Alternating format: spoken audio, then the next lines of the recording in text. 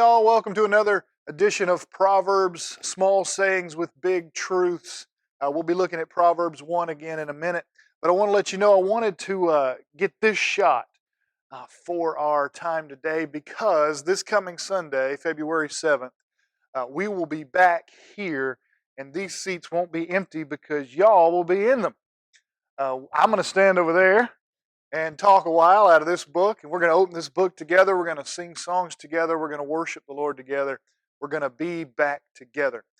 As you know, we've taken a couple of weeks off, but now we're going to get back at it, ready to serve the Lord together, worship Him together. And I hope that you come as well, ready not just to come and see church happen, but to come and serve in the church. If you don't have a local church that you're a part of, we'd welcome you to join us here. We'd love to see you. But I've only got 5 minutes, so let's get into the proverb for the day. It's going to be Proverb 1. It's kind of a long section that I'm going to want you to go read on your own, but I'm only going to talk about a couple of little verses out of it. But Proverbs chapter 1, beginning in verse 20, listen to what the writer Solomon says. Wisdom cries aloud in the street. In the markets she raises her voice. At the head of the noisy street she cries out. At the entrance of the city gates she speaks. And listen to what she says, wisdom personified. Verse 22, how long, O simple ones, will you love being simple? Now, it sort of offended me when I first read it. I said, well, you're calling me dumb. Well, in essence, that's exactly what Solomon's doing.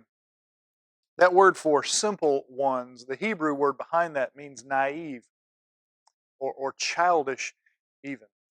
What he's saying here is he's talking about the need for wisdom, how people should desire wisdom. In this world, we are really empty when it comes to wisdom.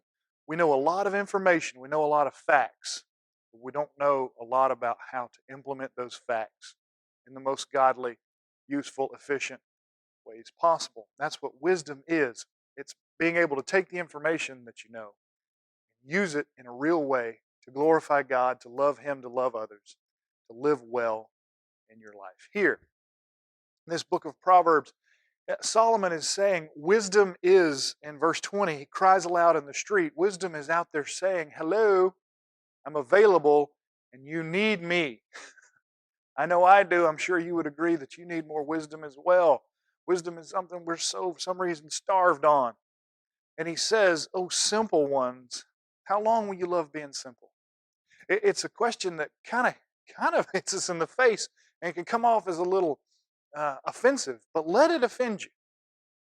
If you're not seeking the wisdom of God through this word, which He gave us, full of wisdom.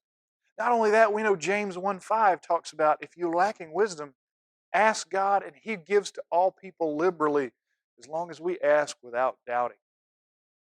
If we need wisdom, wisdom's available. We got to live by wisdom. And yet so often, you and me, we're satisfied just being simple, being childish, living like children. In essence, that's the way we act. We live as children if we live without wisdom. And you can imagine a 3-year-old or 5-year-old out making their way in the world by themselves. We don't want to do that. We don't have to do that. We've got a Father that'll give us wisdom. And it even ends, it goes through in verses from 22 down through 31. He talks about just how bad it is to live without wisdom. Then verse 32, he says, the simple are killed by their turning away. The simple, the childish, the naive, the ones who don't seek wisdom, they turn away from the Lord. It's actually the same word for apostasy, turning your back on God. The simple ones turn their back on Him, they go away. In verse 33, but whoever listens to me, whoever listens to wisdom, whoever finds wisdom, fears the Lord, seeks wisdom and finds it, gets it from God, will dwell secure and will be at ease without dread of disaster. Now, notice he doesn't say there in that final verse that if you get wisdom, you'll be healthy, wealthy, and wise. He says, no, you'll be secure. Ultimate security comes from one place, God Himself. And it comes in two ways. First, it comes in eternal security, knowing that your eternity, once you leave this world, is secure. And that's by placing your faith in Jesus as your Savior. After that, security comes in knowing that God is our Father. Because the gospel of Jesus Christ does a couple of things. The gospel of Jesus saves us, but it also sustains us. We are saved and enter into relationship with Him, become God's children, but then that same gospel of Jesus makes us God's children, sustains us. It keeps us secure no matter what's going on in this crazy world. It provides wisdom to His children so that they can navigate this world effectively, so that we can live effective lives for His kingdom. We can love God, love others, dwell peaceably in the land, please God with our lives, and ultimately bring more people to Him through the way we live our lives. I hope you're doing well. Again, be here Sunday. Bring some folks with you. We'd love to see you. Until I see you again, God bless.